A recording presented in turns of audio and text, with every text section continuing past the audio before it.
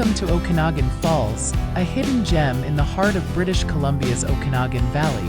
As we glide over Skaha Lake, you can see why this area is so special.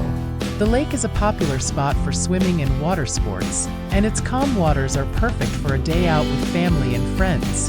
Okanagan Falls, or OK Falls as the locals call it, was originally named Dogtown after the Okanagan Indian word Skaha, which means dog. There used to be an actual waterfall here in Okanagan Falls, but back in the 1950s, a flood control dam was built, reducing the falls to gentle rapids on the river. It's a reminder of how things change over time. Surrounding the town, you'll see beautiful vineyards and orchards.